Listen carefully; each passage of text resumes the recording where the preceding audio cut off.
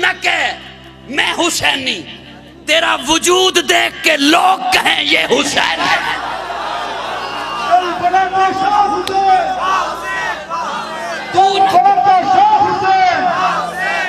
تیرا ایک ایک انگ بتائے، تیرا زندگی کا ایک ایک رنگ بتائے، تیرے چلنے کا ایک ایک ڈھنگ بتائے، تیرا وجود بتائے کہ ہو تو حسینی، تیرا چلنا پھرنا بتائے کہ تو حسینی، تیرا اٹھنا بیٹھنا بتائے کہ تو حسینی، تیرا کھانا پینا بتائے کہ تو حسینی، تیری تجارت بتائے کہ تو حسینی، تیری معیشت بتائے کہ تو حسینی، تیری معاشرت بتائے کہ تو حسینی، تیرا لین دین بتائے کہ تو حسینی، تیرا قول بتائے کہ تو حسینی، تیری نماز بتائے کہ تو حسینی۔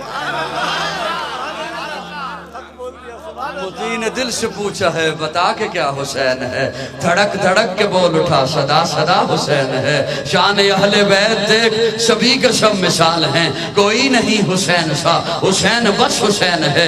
عمر سے چل عمیر تک، بشر سے چل بشیر تک، بڑے بڑے یہ کہہ گئے بہت بڑا حسین ہے۔ عجب لڑی ہے جنگ بھی حسین نے یزید سے، وہ اس سے بڑھ کے جیت کیا یزید تھا حسین ہے۔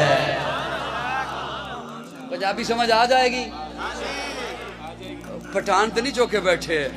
حسین زندہ باد ہے، حسین زندہ باد من، حسین زندہ باد ہے حسین، حسین ہے سخی میرا، حسین میرا پیر ہے، حسین دوش مصطفیٰ دا شاہ سوار امیر ہے، حسین ہے قرآن دی آیات وچ آباد من، حسین زندہ باد ہے، حسین زندہ باد من۔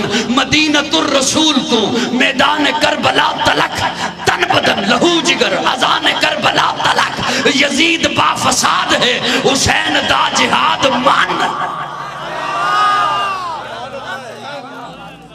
حسین دا جہاد من، نہ بیس کر نہ بیس ہے، حسین ایک معیار ہے، حسین دے لہو دے وچ علی دا ایک خمار ہے۔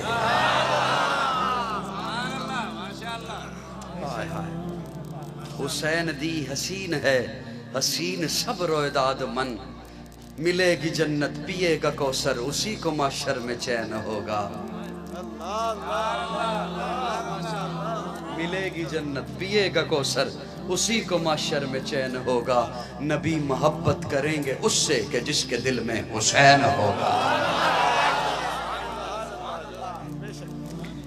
میں دعوت فکر دے رہا ہوں، جس طرح اپنے باپ کے دوست کو سلام کرتا ہے، اپنے رشتہ داروں سے محبت رکھتا ہے، حضور کے دوستوں سے محبت رکھ، حضور کے رشتہ داروں سے محبت رکھ۔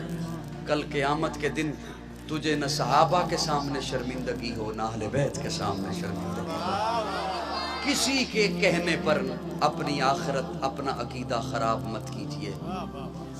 عقیدے کے لیے اللہ نے قرآن بھیجا ہے، آقا کا فرمان ہے اطیع اللہ و اطیع الرسول، وہ بھی مان اطیع اللہ و اطیع الرسول، اور وہ بھی مان جو وہ رسول کہہ رہا ہے۔ رب کی اطاعت بھی کر، رسول کی اطاعت بھی کر۔ من یطع الرسول فقد اطاع اللہ، اللہ فرماتے ہیں پھر جب تو رسول میرے کی اطاعت کرے گا تو میری اطاعت تو اسی میں ہو جائے گی۔ اور رسول کی اطاعت کے لیے صحابہ بھی معیار حق، آل بیت بھی معیار حق۔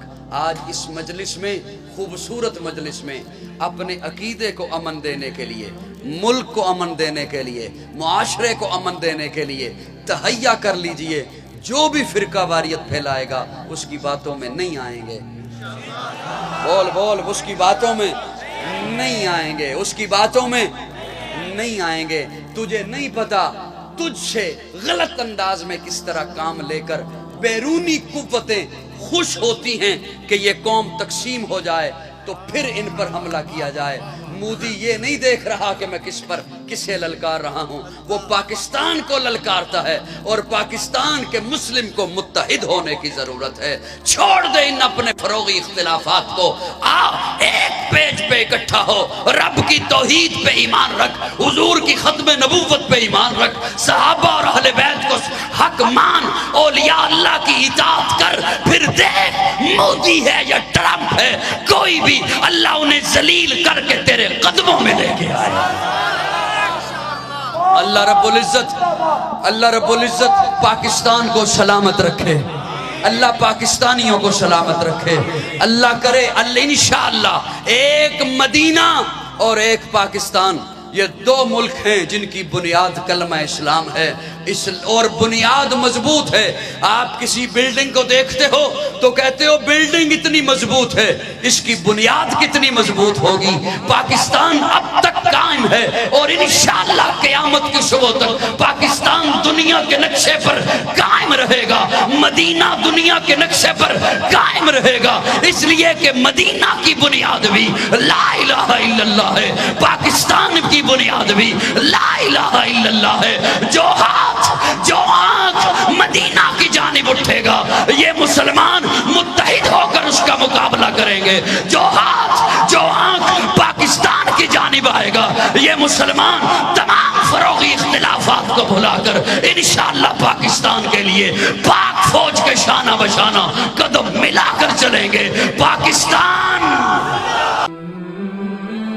علماء اکرام کے نیو بیانات سننے کے لیے آپ ہمارے فیس بک پیج کو لائک کریں اور ہمارے یوٹیوب چینل کو سبسکرائب کر کے بیل آئیکن پر کلک کیجیے۔ اپنی نیک دعاؤں اور تمناؤں میں ادارہ سعد نشریات کو یاد رکھیں۔ شکریہ۔ علماء حق کی آواز، سعد نشریات۔